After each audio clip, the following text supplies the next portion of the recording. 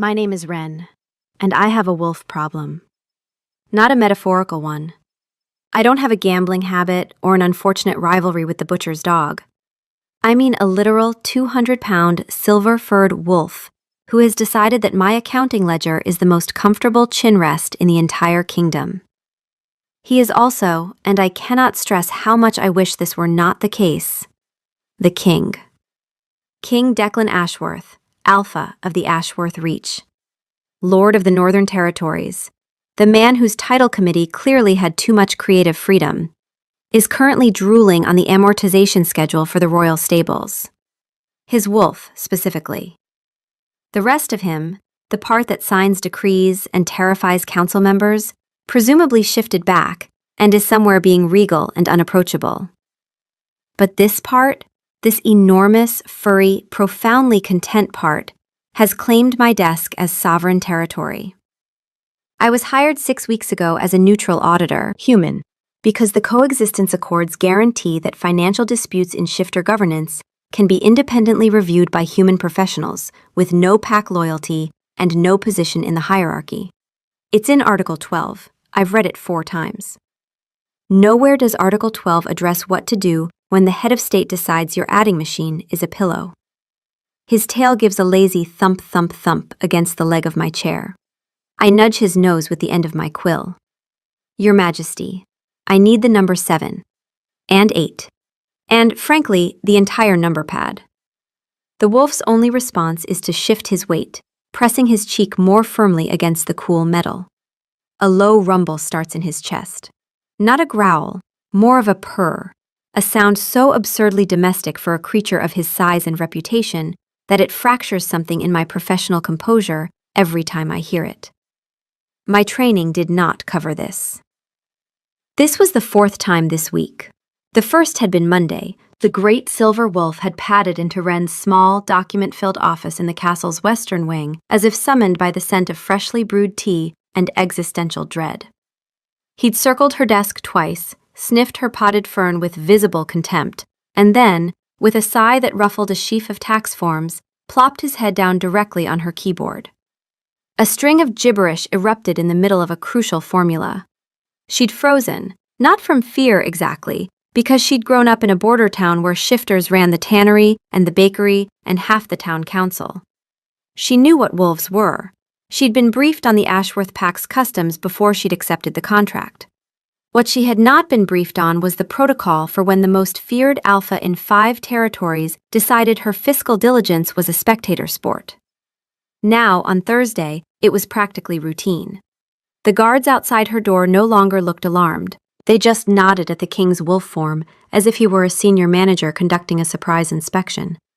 One of them, a young wolf named Ellis, had started leaving a water bowl by the door, which Wren found either very thoughtful or deeply treasonous. Look, big guy, I have to reconcile the expenditures for the winter gala, and according to this, someone ordered 600 decorative ice swans. 600.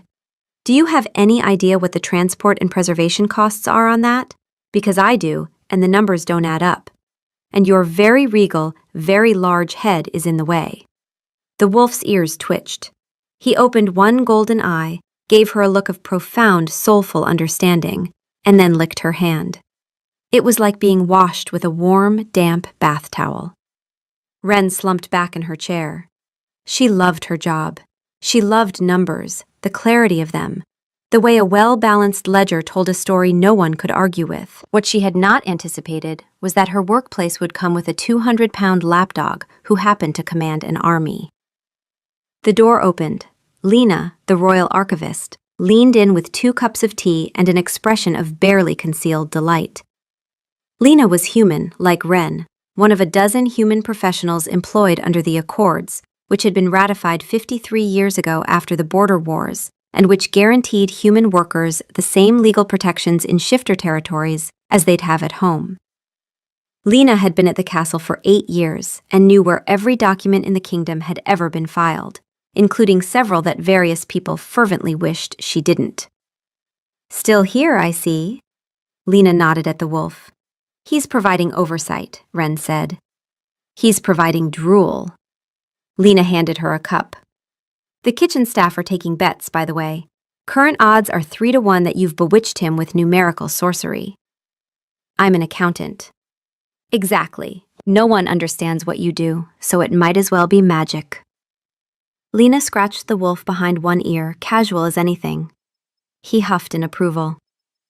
How's the audit? Wren lowered her voice. There's something wrong with the Blackwood accounts. I found an expenditure 30 years ago during the old king's reign, where a massive sum was diverted through a forged authorization. The money just vanishes. Lena's playful expression sharpened. How massive? Enough to build a second castle. And the ice swans? The 600 decorative ice swans? The cost doesn't match any supplier I can find. I think it's a laundering entry. Lena looked at the wolf, who had settled back into his blissful nap, oblivious. Be careful, Wren. Pack politics are not ledger columns. The people who buried that money 30 years ago might still be here. I know, that's what worries me. Across the castle, in the great stone council chamber, King Declan Ashworth sat at the head of a long oak table and tried very hard to look like a man who was not being slowly dismantled by his own instincts. He was in human form. He'd shifted back an hour ago after spending the morning in Wren's office, which he had told himself was a security precaution and which was, in fact, the highlight of his week. His wolf had settled into her space like it belonged there, and the warmth of her proximity, the clean, precise scent of ink and parchment, and something underneath that was just her, had been so profoundly satisfying that shifting back to attend this council meeting felt like a personal insult. His wolf, the animal layer of his mind, was not taking it well. That was the useful part of his wolf, the part that tracked threats, assessed body language, cataloged micro-expressions faster than his human cognition could process them. His wolf was a tactical analyst of extraordinary precision, a creature that could map the power dynamics of a room in seconds. It noticed who leaned forward, who sat back, who reached for their water when Gerald spoke. It ranked the 7 elders by threat level the way other wolves ranked prey by distance. Except when it came to the auditor. It was not a matter of operational readiness. Declan gripped the arm of his chair. The carved wood groaned. Your Majesty, Gerald Marsh said, pausing mid-sentence. He was a thin, precise man with silver hair and the air of someone who had been patient for a very long time. He'd served on the council for 30 years, longer than Declan had been alive. He'd been the old king's most trusted advisor. 3 of the 7 sitting elders owed their positions to his mentorship. He was the kind of man who never raised his voice because he never needed to. Are you well? Continue, Elder Marsh, Declan said, his voice a low baritone that held no hint of the golden retriever currently cataloging his auditor's freckle distribution. The council, 7 elders, each representing a district of the Ashworth Reach. They approved major expenditures, ratified treaties, and, most critically, held the power to challenge a sitting king's fitness through a formal vote. The system had been created 3 centuries ago, after an unchecked alpha nearly destroyed the territory in a fit of paranoid fury.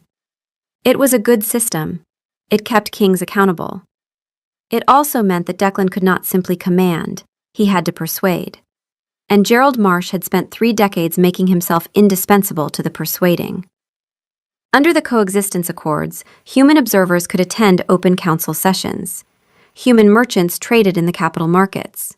Human professionals, lawyers, accountants, mediators, worked alongside pack members in the governance of the Reach. It had been this way for 50 years, since the border wars had ended and both sides had decided that coexistence was preferable to the alternative. Most of the time it worked. The humans brought neutrality and expertise. The pack brought protection and territory. The arrangement held because both sides needed it to. What the arrangement had not anticipated was that the king's wolf would develop an all-consuming fixation on the neutral auditor. Useful. His wolf was genuinely, exceptionally useful. Declan's left eye twitched. We approve was new. His wolf did not typically issue performance reviews of people's wrists. He had to get this under control. The mate pull, the slow building recognition that his wolf had been cataloging since the day Wren arrived at court, was becoming harder to manage.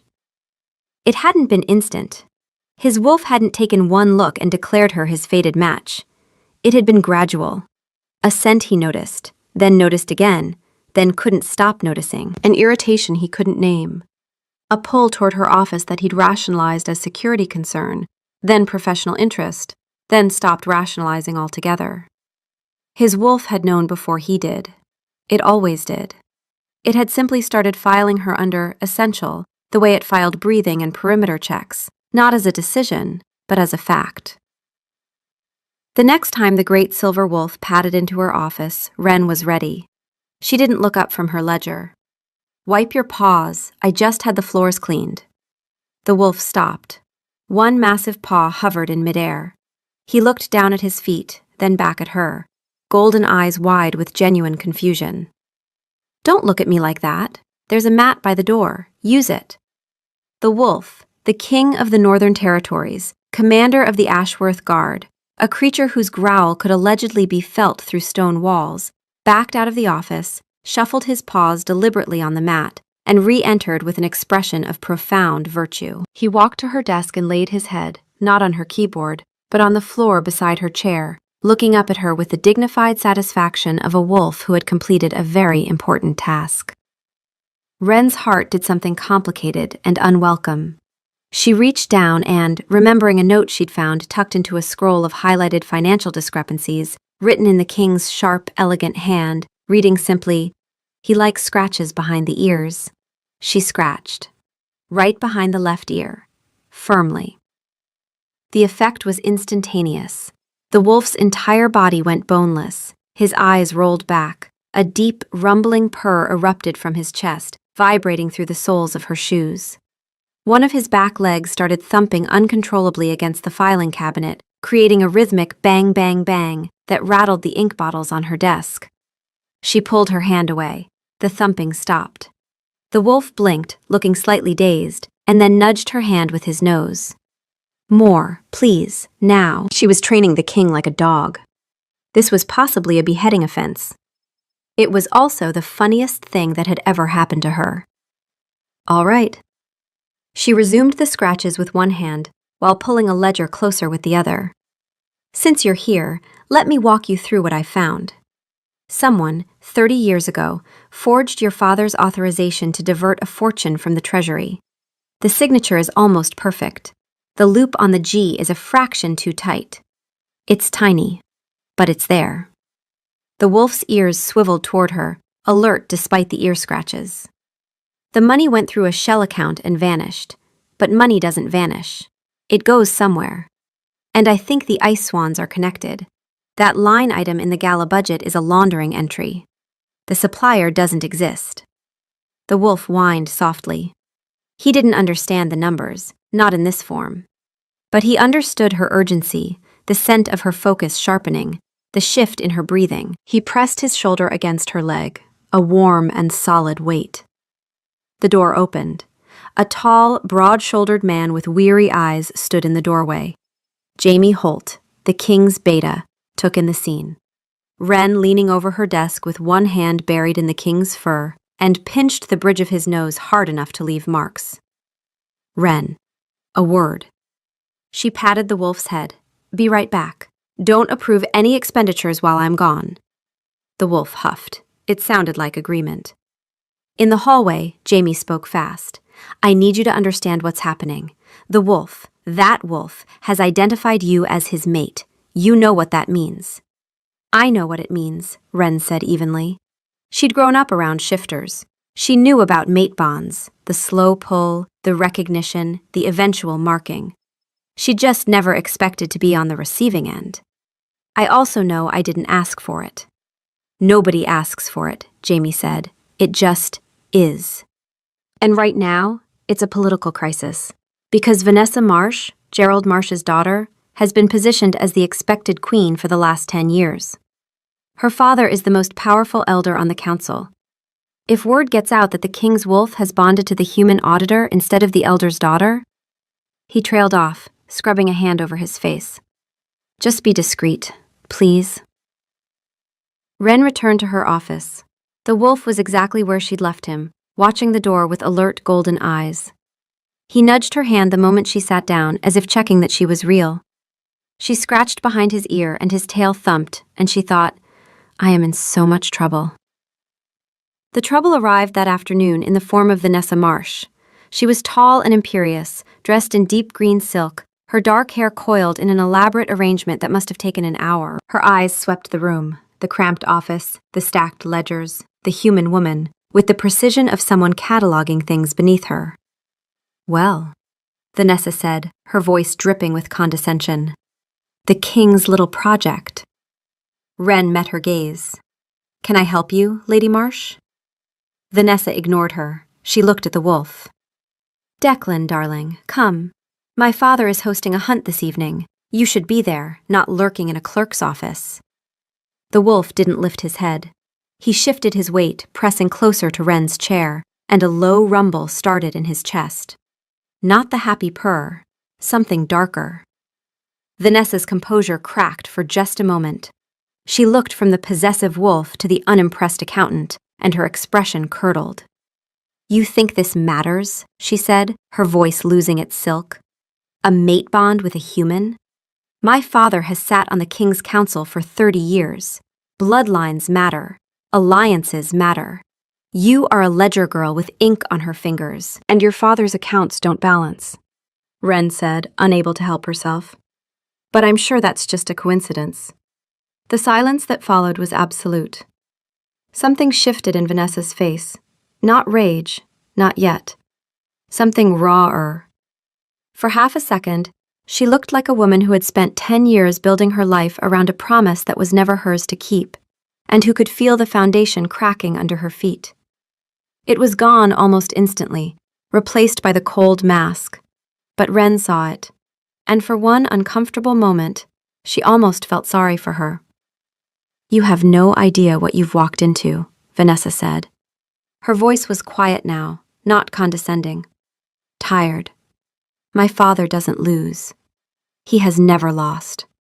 And when he decides you're a problem, you will not see it coming. She turned and left. No dramatic flourish. Just a woman walking away from something she couldn't control. The wolf licked Wren's hand. She scratched his ears and pretended her heart wasn't hammering. She'd just poked a hornet's nest. And she'd meant every word. The next morning, a royal decree arrived. Due to the sensitive nature of her audit, Miss Cavell was being reassigned to the king's private study. Full access to the royal archives. All work to be conducted under the king's direct supervision. Jamie delivered the decree with the expression of a man carrying his own coffin. His Majesty's orders, Jamie said. He insists. Something about maximizing efficiency. And security, I'm sure, Wren said. Of course. The king's study is the most secure room in the castle. The king's study was less an office and more a small library, floor-to-ceiling bookshelves, a massive oak desk, a stone hearth where a fire crackled low. King Declan was standing by the window in human form, his back to her. He was tall and broad, dressed in a dark tunic that did nothing to hide the coiled tension in his frame.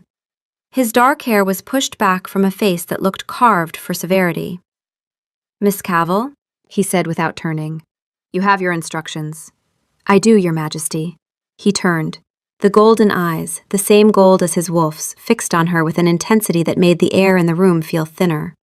A table had been set up across from his desk. She placed her ledgers on it. They worked. For 3 hours, the only sounds were the scratch of Wren's quill, the rustle of Declan's papers, and the crackle of the fire. It was surprisingly peaceful. The study smelled like old leather and wood smoke and something else, the particular clean warmth of him, which she was becoming dangerously good at identifying. At one point, she caught him watching her. Not staring, watching.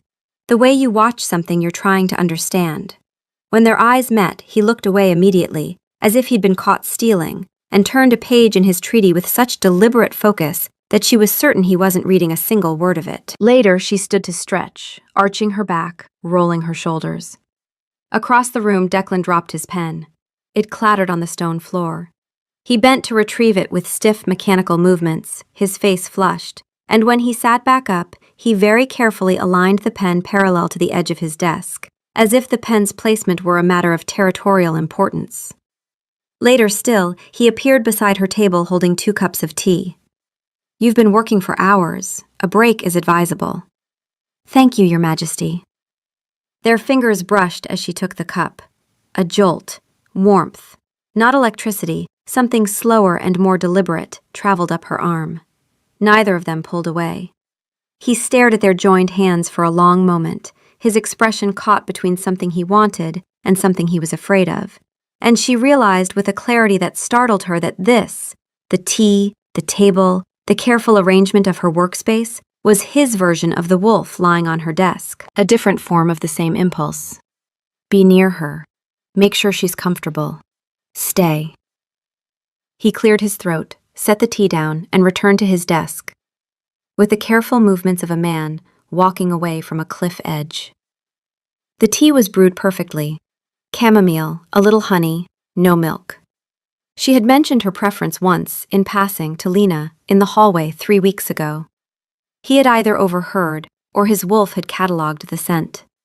She didn't know which possibility unsettled her more.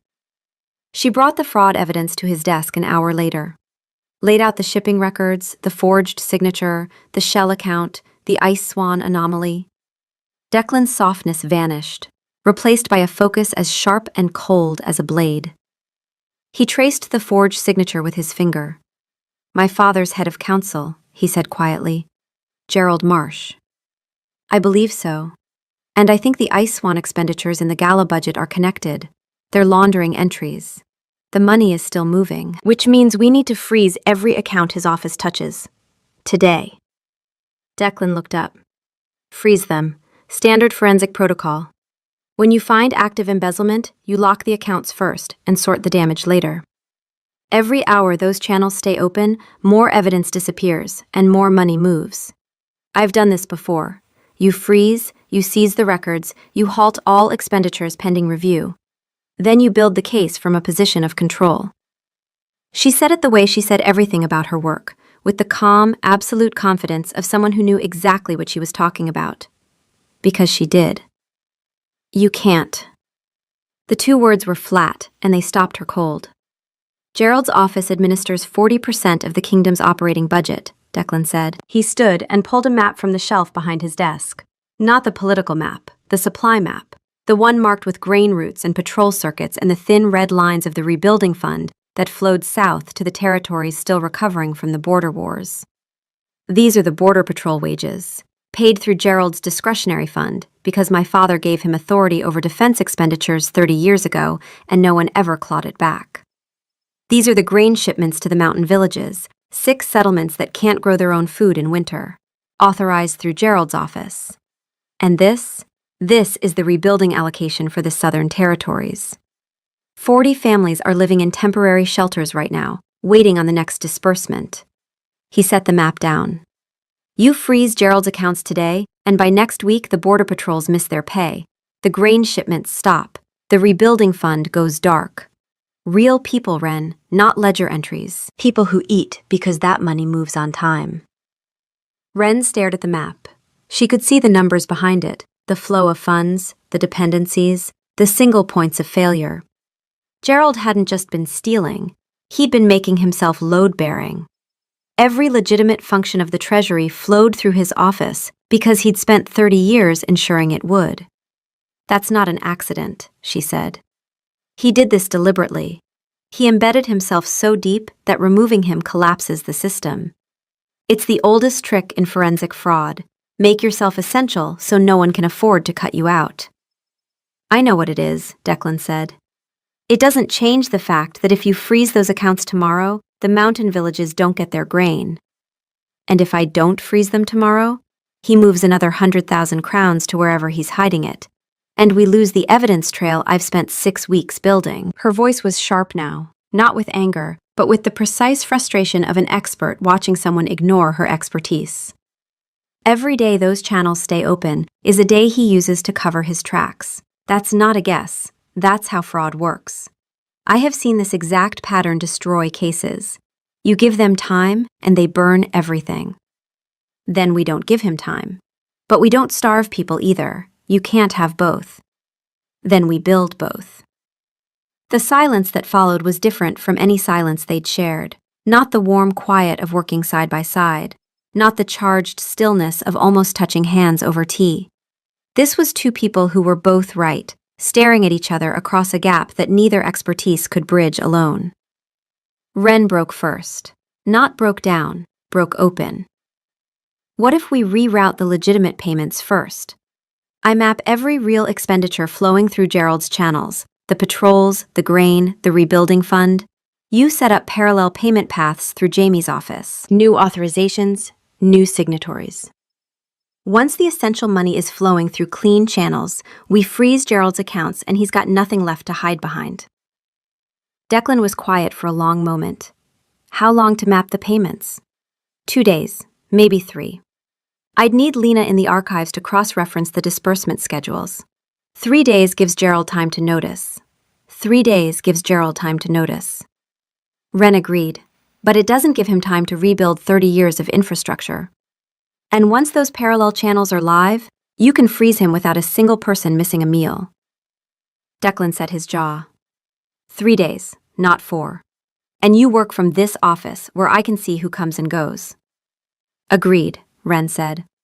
But Declan, if he moves first, if he catches wind of the parallel channels, I freeze everything. Immediately. No negotiation. If he moves first, Declan said, I won't stop you.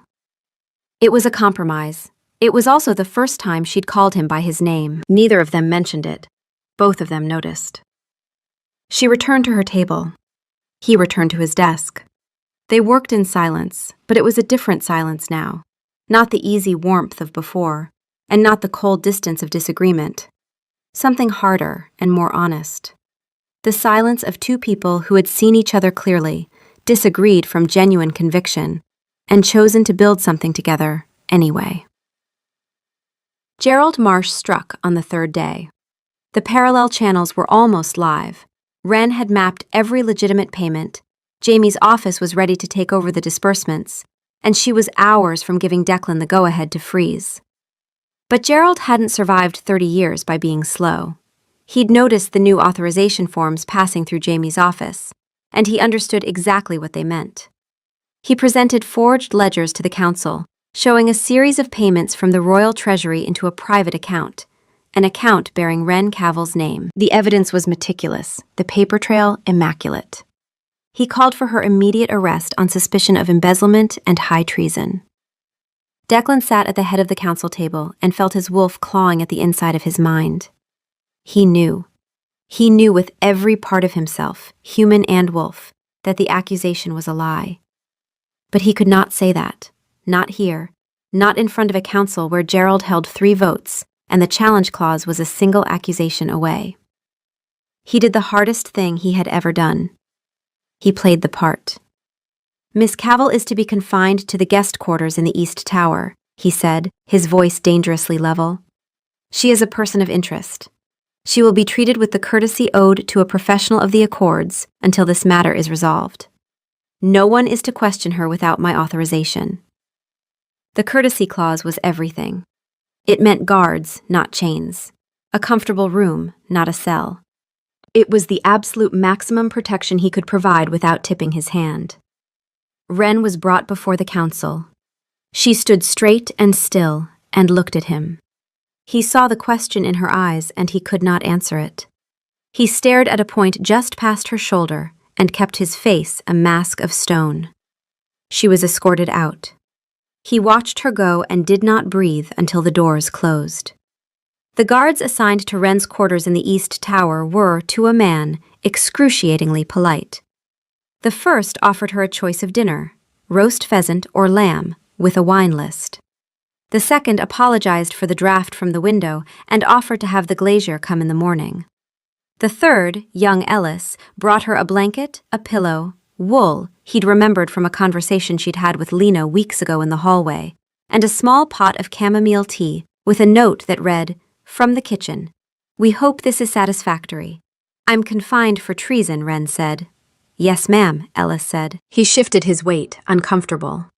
But the king was very specific about the arrangements. He said, and I'm quoting here, She is to be treated with the full courtesy of the Accords, and if a single aspect of her accommodation is unsatisfactory, the responsible party will answer to me personally. He said personally twice, ma'am. I see.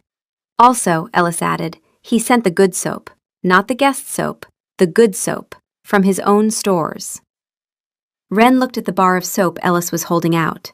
It smelled like cedar and something warm and green. It smelled like Declan's study. Thank you, Ellis. Yes, ma'am. Would you like anything else? A book? A candle? I can ask about a cat if that would help. Some of the staff find cats comforting during periods of political uncertainty. Wren stared at him. A cat. It's been offered before. She laughed. It was either that or cry, and she'd be damned if she cried over a king who couldn't look at her. A king who apparently couldn't look at her, but could send her his personal soap and a wine list and a wool pillow. The scratching came at the window just past midnight. Wren pulled back the curtain and saw the great silver wolf clinging to the stone trellis that ran up the side of the tower, his claws gouged into the masonry, his golden eyes wide and desperate. You absolute lunatic, she breathed. You'll fall. She threw the latch. He scrambled through, knocked over a chair, and immediately pressed his entire body against her legs, trembling, whining, his nose buried in her hands. He licked her wrists, her fingers, the inside of her palm, as if reassuring himself that she was real and here and whole. She sank to the floor and wrapped her arms around his neck. He buried his head in her lap, and the trembling slowly eased. He hadn't believed it. The cold mask, the formal command, the refusal to meet her eyes. It was all performance. This was the truth. A wolf who climbed a tower wall in the dark because he could not bear one night without knowing she was safe. You could have just used the door, she murmured into his fur. You're the king. A discreet cough came from the window. Jamie hauled himself over the sill, out of breath and incandescent with frustration. Don't mind me, just committing treason recreationally. My favorite Tuesday. Behind Jamie, Lena climbed through with a satchel, composed and unhurried. How are you not winded? Jamie demanded. I do the tower stairs every day to reach the upper archives, Lena said. You should try cardio. She turned to Wren. Short version. Gerald's made his move, but he's exposed. Your office was accessed after hours last week. I found muddy boot prints near your filing cabinet that matched the tread pattern of Gerald's personal guard. He's been copying your notes. He knows what you've found, which means he's going to destroy the evidence. Wren's mind snapped into focus. The account trail, the shell transfers, the ice swan entries. She'd been tracing the money for weeks, and she'd tracked the payments to a single recurring line item in the old records. Maintenance fees for a decommissioned property. The Isle of Whispers, she said. Everyone looked at her. It's in the records. A royal property. A disused mint on a small island off the southern coast. It was mothballed decades ago, but it's been receiving quarterly maintenance payments from the Treasury for 30 years. The payments are authorized by Gerald's office. I flagged it last week. Jamie stared. You already knew. I'm an auditor, Wren said. I follow the money. The money leads to that island. The wolf lifted his head from her lap and looked at her with an expression that, even on a wolf's face, was unmistakably impressed. If Gerald knows I found the trail, Wren said, he'll send someone to destroy whatever's on that island. We have to get there first. We? Jamie said, with the tone of a man who knew the answer and hated it. I'm the only one who can authenticate the financial records on site. You need me. Jamie looked at the wolf. The wolf looked at Jamie. An entire conversation happened in that glance, and Jamie lost. Fine, Jamie said. There's a fast ship at the southern dock. We leave in an hour. The wolf stood, shook himself, and trotted to the window. He paused and looked back at Wren, golden eyes expectant. His tail gave a single, purposeful wag. He wants to carry your satchel, Jamie said flatly. He can carry it when he has hands, Wren said, slinging it over her shoulder. Let's go. They sailed through a moonless night, the ship cutting south along the coast. Declan had shifted back to human form for the voyage. He could sail, he could fight, and Wren needed him to be able to talk. He stood at the bow, navigating by the stars, his dark hair pushed back by the salt wind. He hadn't spoken to her since he'd shifted. The argument from the study still hung between them, heavy and unresolved. Wren sat near the stern, reviewing her notes by the light of a shuttered lantern. Lena was beside her, cross-referencing property records from the satchel of documents she'd brought. "He climbed a tower for you," Lena said, not looking up from her records. "He was in wolf form. Wolves climb. Wolves don't climb vertical stone walls. He climbed a vertical stone wall. For you. I'm choosing not to process that right now. You're choosing not to process it because if you do, you'll have to admit you have feelings for the emotionally constipated king who can't hold a teacup near you without trembling. I have feelings about the audit. Sure you do." The Isle of Whispers rose from the sea in the gray light before dawn, a dark, rocky silhouette, heavily wooded, larger than Wren had expected. Declan guided the ship into a sheltered cove and dropped anchor. On the shore, Declan paused. The night was cold, and the island smelled of pine resin and wet rock, and, underneath, something faintly chemical, something his human nose could barely detect. "I'm going to shift," he said. "There's a structure somewhere on this island, and I can track it faster by scent than we can find it on foot in the dark." He said it matter-of-factly, but there was a hesitation. She understood. He was about to become something other than the man she'd been arguing with. He was asking, without asking, whether she was ready for that. "I've seen shifters shift before," Wren said. She'd grown up in a border town.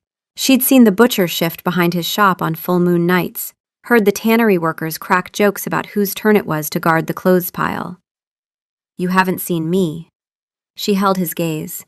"Then I'll see you now." He turned away, pulled his tunic over his head. Jamie took it without comment, folding it over his arm with the practiced efficiency of a man who had performed this service 1,000 times, and shifted. It was fast, faster than the border town shifts she'd seen. A rolling compression of form that looked like it hurt and sounded like a breath held too long and finally released. One moment he was a man, broad-shouldered and tense in the moonlight. The next, the great silver wolf stood on the sand, shaking out his fur, and turned those golden eyes on her. She'd seen him as a wolf before, on her desk, in her office, a domestic creature in an enclosed space. Here, on the dark shore of an uninhabited island, with the wind off the sea ruffling his fur and the moonlight catching the silver of his coat, he was something else.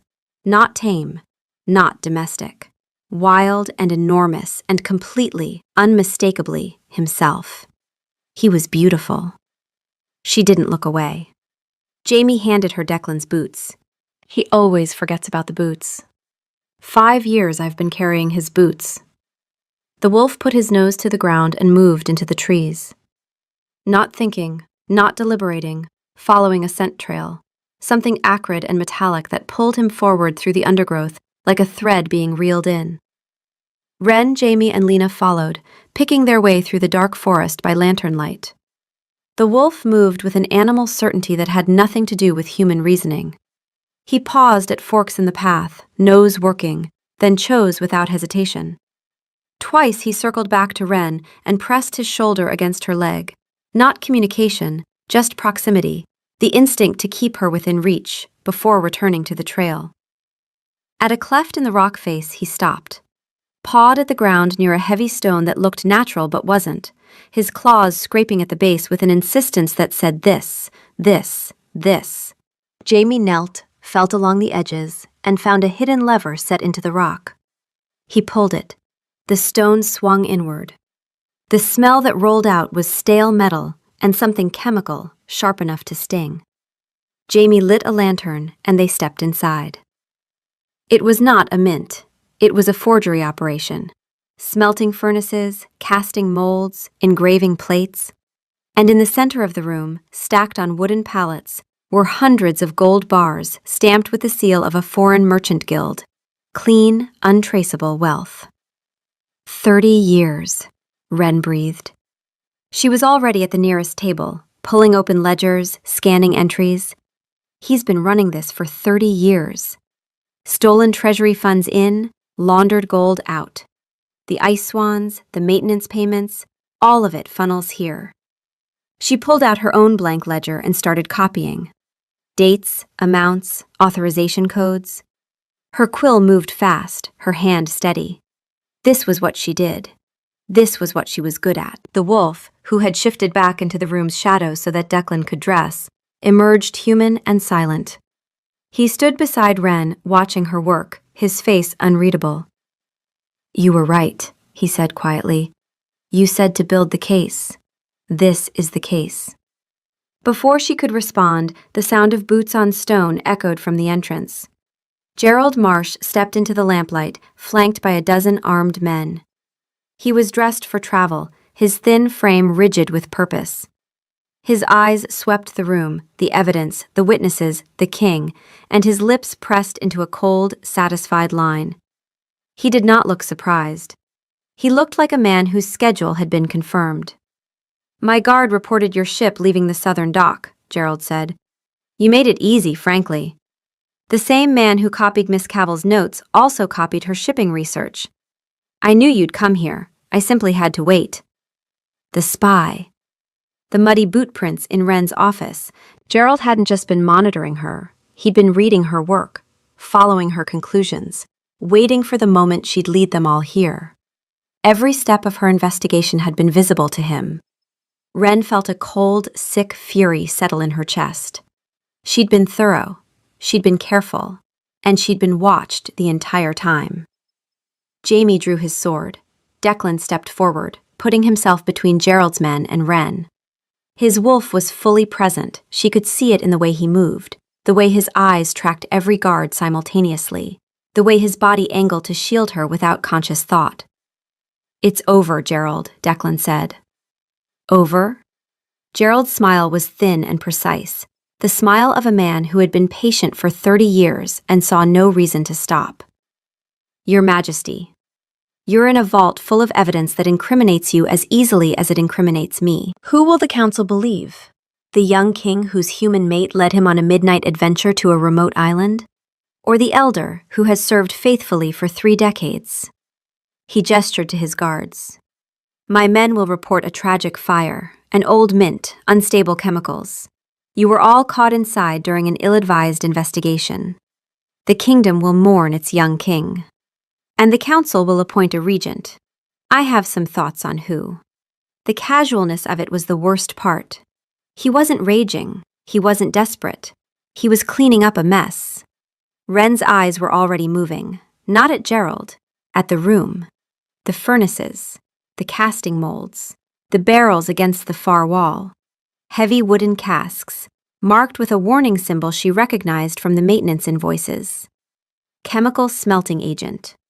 She'd read the supply orders.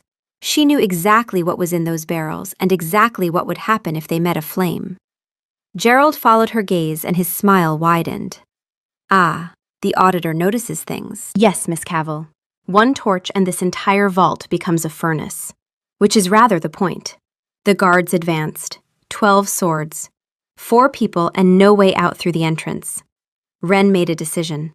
She closed her copied ledger, shoved it into her satchel along with one of the stamped gold bars. Because she was an accountant, and accountants kept receipts even when the building was about to explode, and met Declan's eyes. He understood. She didn't know how. Something in his expression shifted, the wolf and the man aligning for one instant into a single, absolute clarity. "Lena," Wren said, her voice steady. "When I say go, go. What are you?" "An unscheduled audit," Wren said. "Go." Jamie grabbed Lena and ran for the entrance. The guards, startled, split, half turning to block, half advancing. Declan moved like a landslide, shouldering 2 guards aside with raw alpha force, clearing the path. Wren grabbed the heaviest object within reach, a bound volume of smelting records, and threw it. She was an accountant. She had no training in projectile combat. The throw was desperate, graceless, and entirely fueled by adrenaline. It hit Gerald's torch hand. Through sheer, improbable, hysterical luck, it connected. The torch spun from his grip, arced through the air, and landed in the pool of chemical solvent that was leaking from the barrels Declan had shouldered into when he charged. For one terrible, silent second, nothing happened. Then the vault erupted.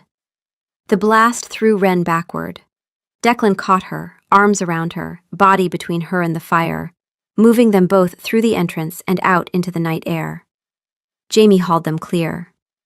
The vault roared behind them, a column of white-hot flame pouring from the mouth of the cave. They lay on the wet ground, panting, covered in soot, the heat pressed against their backs like a living thing. "You two," Jamie said, his voice a mixture of horror and awe, "are a public menace." Lena was laughing, wild, breathless, the kind of laugh that comes after terror has passed and the body doesn't know what else to do. Wren clutched her satchel to her chest. Inside, one copied ledger, one stamped gold bar. Enough. Gerald Marsh and his men had not come out. They sailed back in silence, arriving at the capital as dawn broke. Declan hadn't spoken.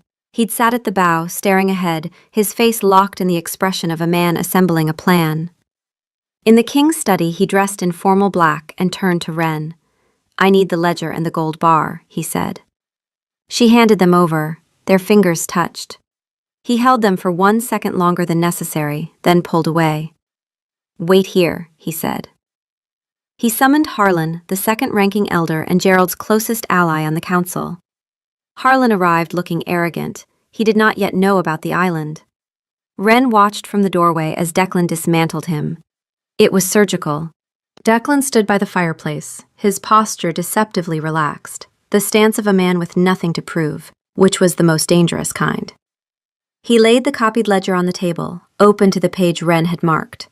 Her handwriting, Gerald's authorization codes, 30 years of diverted funds in meticulous detail.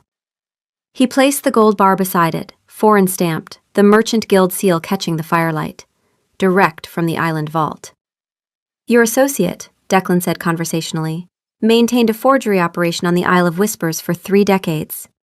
He diverted funds from the royal treasury through forged authorizations, laundered them through fraudulent expenditures, decorative ice swans being a personal favorite, and stored the proceeds in stamped bullion on a remote island. My auditor has documented the complete financial chain." He let that land. "Gerald also kept records," Declan added. "He didn't specify that the records had burned. He didn't need to. Thorough ones. He was, as you know, a very meticulous man." Harlan's face was gray. He looked at the ledger, at the gold bar, at the king's calm, implacable expression. "What do you want?" "You will go before the council," Declan said. "You will withdraw the challenge clause petition. You will confirm that the accusations against Miss Cavell were fabricated by Elder Marsh as part of a decades-long embezzlement scheme. You will vote to strip Gerald's seat posthumously and redistribute his holdings to the crown. And you will do this today. And if I refuse, then every record my auditor copied becomes public. All of them," Declan said. "And the council and the human observers guaranteed access under Article 9 of the Coexistence Accords will learn exactly how much of your influence was purchased with stolen money." Harlan folded. He aged 10 years in the space of a single exhaled breath. He looked like a man who had just realized the ground he'd been standing on was made of paper, and that the woman in the doorway had been cataloging the paper's composition for 6 weeks. The council session was an anticlimax. Harlan did exactly as instructed. The challenge was withdrawn. The accusations against Wren were dismissed. Gerald Marsh's seat was stripped, his assets frozen, his legacy reduced to a cautionary footnote. And then Wren stood. "If I may address the council," she said, "there's one additional item." Declan looked at her. She hadn't warned him. "The Winter Gala budget includes a line item for 600 decorative ice swans," Wren said. "I flagged this in my first week as a cost anomaly. The listed supplier does not exist. The funds were routed through the same shell accounts Elder Marsh used for his primary embezzlement operation." She laid the documentation on the table. The council stared. 600 ice swans, she said, that were never ordered, never carved, and never delivered. The money went directly to the Isle of Whispers. A long pause. "I knew it," Wren said, and for the first time, she let herself smile. "I knew 600 ice swans was suspicious." Jamie, standing against the wall, covered his face with his hand, but his shoulders were shaking. The council chamber emptied. The elders filed out murmuring. Jamie and Lena made themselves scarce with a shared glance that said everything and nothing. Wren and Declan stood alone in the hall, the late afternoon light falling through the high windows in long golden bars. Dust motes drifted. The room felt enormous with just the two of them in it. The argument was still between them, not the simple kind, where one person is wrong and apologizes, but the harder kind, where both people are right and the cost of each position is real. She'd been right that every open hour was an hour Gerald used to cover his tracks. He'd been right that a sudden freeze would have starved the mountain villages and left the border undefended. They'd found a third path together, and it had worked, barely, and neither of them had forgotten the 3 days of tension it had taken to build it. The silence between them held the weight of every unsaid thing, and it was the heaviest silence Wren had ever stood inside. She opened her mouth to make a joke. Something about auditing his emotional accounts, something safe. The words were right there, ready. The same instinct that had carried her through every difficult moment of her life. Retreat into numbers, retreat into wit. Make it funny before it can be painful. She closed her mouth. "I was scared," she said instead. No deflection, no numbers, just the truth. And it felt like standing on a ledge. Not of the accusation, not of Gerald, of the way you looked at me in that council chamber, the way you wouldn't meet my eyes. She paused. Her voice was steady, but her hands were not, and she pressed them flat against her sides. "I thought I'd been wrong about you," she continued. "That the man who left a note about ear scratches in a financial report, who made tea with chamomile because he overheard me mention it once in a hallway, that he was the performance, and the cold king was the real thing underneath, and that I'd made the worst mistake of my life trusting someone who could look at me like I was nothing." The silence that followed was not empty. It was full of the way Declan's breath caught, full of the way his hands, resting on the council table, curled into fists and then slowly, deliberately, uncurled. "The cold king is a performance," he said. His voice was rough, as if the words were being pulled out of somewhere deep and reluctant. "It is the only one I know. My father was not a cold king. My father was a warm king, a trusting king, and everyone loved him. And Gerald Marsh sat at his right hand for 25 years and stole from him every single day, and my father never saw it. He died believing Gerald was the most loyal man in the kingdom." He looked at his hands. They were braced against the council table now, knuckles white. "I was 21 when I inherited the crown," he said. "I found the discrepancies in the first year, numbers that didn't quite add up, expenditures that seemed too large, transfers I couldn't trace. But I didn't know what I was looking at. I didn't have your training. I didn't have your eye. So I did what I knew how to do. I became the kind of king no one could get close enough to deceive. Cold, controlled, untouchable." A muscle in his jaw worked. And Gerald sat in his council seat and smiled at me across the table every week for 5 years. And I never once. His voice fractured. Not broke. Fractured, the way stone does before it gives. He stopped, drew a breath. Started again, quieter. "You told me to freeze the accounts," he said. "Day 1, standard protocol. And I said no, because the mountain villages and the border patrols and the rebuilding fund. And I was right about that, I was. But I was also terrified, because freezing Gerald's accounts meant admitting out loud, in front of the council and the kingdom and myself, that the man my father trusted most had been robbing us for 30 years. And I had sat across the table from him for 5 of those years and never seen it." He exhaled. It was not a steady breath. "You found it in 6 weeks, he continued. "The signature, the shell accounts, the ice swans, 6 weeks. And every day of those 3 days we spent building parallel channels, every day I told myself it was about the grain shipments and the patrol wages. Part of it was just me not being ready to face what you'd already proven. That I couldn't see what was right in front of me, that my control, my cold mask, all of it didn't protect anyone. It just made me the last person in the kingdom to understand what was happening in my own treasury." The admission hung in the air between them. It was not a grand confession. It was worse than that. It was specific, and it was layered. the real operational concern tangled up with the fear he'd hidden inside it. And it stripped away the one thing he held tightest, the belief that he could carry the Ashworth Reach alone, that his control was enough, that the cold mask kept everyone safe. It didn't. It just kept him isolated. And now she knew. "You're not your father," Wren said. Her voice was soft, but there was no pity in it. Pity would have been an insult, and she respected him too much for that. "And catching it wasn't your job, it was mine. That's why you hired me. That's what the Accords are for, so that the people who can see the numbers clearly aren't the same people who have to live inside them." "I hired you because Article 12 required a neutral auditor," he said. "I didn't expect this. Neither did I." She stepped closer, close enough to see the tension in his shoulders, the way he was holding himself together with the same iron control he used in council, and the way, underneath, he was shaking.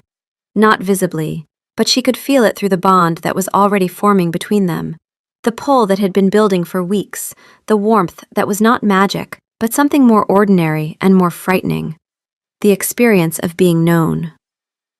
"For the record," she said, "you can't carry everything alone. That's not what a good king looks like. That's what a tired one looks like." Something shifted in his face. The mask, the last of it, the careful distance he maintained even in private, even with her, cracked. Not broke, cracked. Enough to see through. "My wolf wants you to know," he said, and his voice was still rough, but there was something else in it now. Something that might have been the beginning of a smile. "That it considers your fiscal competence to be the single most attractive quality it has ever encountered in any living being. It has rated your forensic methodology as, and I am quoting, exemplary across all operational parameters." She laughed. It came out wet and surprised and honest, and it broke something open in the room, the way laughter does after a long silence, not to deflect the emotion, but to make it survivable. "Tell your wolf," she said, and her voice was unsteady, but her eyes were clear, "that I'm not doing this because of a mate bond. I'm not doing this because fate says so, or because your council expects it, or because you're the king. I'm doing this because you left me a note about ear scratches in the middle of a financial report, and you climbed a tower in the dark, and you make tea with chamomile because you heard me mention it once. And that is the opposite of a man who can't see what's in front of him. The tea is adequately prepared." He said, which was not what he meant to say, and they both knew it. "The tea is objectively mediocre," she said, "but you make it for me every day, and that's the part that matters." She reached for him, deliberate, conscious. A choice made with the same clarity she brought to a balance sheet, not swept, not faded, not inevitable. Chosen. She kissed him first, brief, warm, a question more than a statement. He answered it by pulling her closer, one hand at her waist, the other buried in her hair, and the kiss deepened into something that tasted like smoke and salt, and the particular sweetness of having earned something difficult. When they broke apart, she pressed her forehead to his. His breathing was unsteady, so was hers. "The bond isn't complete," she said. She knew the customs. She'd grown up around shifters. A kiss was a kiss. A marking was a commitment, permanent, physical, felt. "No," he said, "it isn't." "I want it to be." He pulled back enough to look at her. His golden eyes, the same ones that watched her from the floor of her office every Thursday, searched hers. "You're certain?" "Declan," she said, "I just blew up a vault for you. I threw a book at a man's torch hand. I saved a receipt. I am certain." He laughed, a real, unguarded sound, the same laugh she'd heard once before in his study when she'd startled it out of him, and she wanted to hear it every day for the rest of her life. The marking was not dramatic. It was quiet, and it was deliberate, and it happened in the golden light of an empty council hall with dust motes drifting around them. His mouth at her shoulder, the press of teeth, a sharp, sweet sting that bloomed into warmth and spread through her like ink in water, not erasing what was there, but adding to it. She gripped his arm, hard enough to leave marks of her own, and felt the bond settle. Not like a cage closing, like a door opening. A sense of him, warm and steady and present and real, taking root in her chest beside her own heartbeat. She would know, now, when he was afraid, when he was angry, when his wolf was filing tactical assessments at 2 in the morning instead of sleeping. Wren buried her face in Declan's shoulder and laughed until she couldn't breathe. A single, slow clap echoed from the doorway. Jamie leaned against the pillar, grinning. Lena stood beside him, arms crossed, expression caught between exasperation and tears. "Finally," Jamie said. "I was about to start charging you both rent for all the emotional real estate you've been occupying in my head." Lena just shook her head. "I hope you know you owe me a new satchel. Mine caught fire on that island. I'll put it in the budget." Wren said, still pressed against Declan's chest, still smiling. "Under miscellaneous operational expenses." "Under heroism," Lena corrected. "Under poor planning," Jamie muttered. Declan's arm tightened around her waist. He said nothing. He didn't need to. The bond was a warm, steady hum between them, and for the first time since she'd arrived at this castle, the silence felt like enough. 6 months later, Wren's office had changed. It was bigger, for one thing, adjacent to the king's study, connected by a private door that was never locked. Her chair was more comfortable, a gift from Declan, who had insisted that her posture was a matter of national importance. Her potted fern had been replaced by a sturdier plant, after the wolf had sneezed on the original one hard enough to knock it off the windowsill. The wolf was currently under her desk, his massive silver head resting on her feet, his tail thumping a contented rhythm against the floor. "All right," she said, tapping a column of figures. "The rebuilding fund for the Southern Territories is fully capitalized, and the new trade agreements are showing a 14% increase in revenue for the quarter. We are officially solvent." The wolf huffed warm approval over her ankles. "However," she continued, her tone growing stern, "there is the matter of the royal household budget. I'm seeing an irregularity." The tail stopped thumping. "Specifically," she said, "an expenditure for 300 pounds of premium beef jerky. The purchase order is signed with what appears to be a paw print."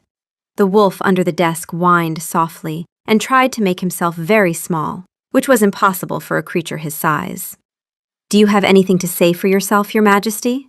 He poked his head out and licked her nose. The bond hummed between them, his sheepish amusement, her fond exasperation, the particular warmth of two people who had survived a fire and an argument about frozen accounts and grain shipments, and still chose, every day, to sit in the same room and do the work. A few minutes later, Declan walked in through the connecting door, human again, holding 2 cups of tea. He'd shifted back while she was lecturing his wolf about procurement policy, which meant the wolf had extracted himself from under her desk, gone through the door, shifted, dressed, made tea, and returned, all while she was mid-sentence about requisition forms. "I come bearing a peace offering," he said. "Is this a bribe to approve the jerky budget?" "It's a bribe to come watch the sunset from the tower." She looked at her ledger. "The grain futures are very compelling." He set the tea down, leaned over her chair, and nipped her ear. "All right." She laughed, pushing back from the desk. "But if I come back and find a paw print signature on the new trade charter, the merger is void." "My wolf would never be so bold," he said, with a completely straight face. He took her hand. She laced her fingers through his and felt the bond hum, steady, warm, theirs. As they walked out of the office and into the golden light of the corridor, Wren thought about the life she'd planned, quiet, orderly, governed by ledgers and clean arithmetic. That life was gone. In its place was this, a kingdom with dubious procurement practices, a mate who communicated primarily through pastry bribes and ear scratches, a best friend who climbed towers without breaking a sweat, and a wolf who believed beef jerky was a legitimate line item. It was chaotic, and it was ridiculous, and it was exactly, precisely, perfectly balanced.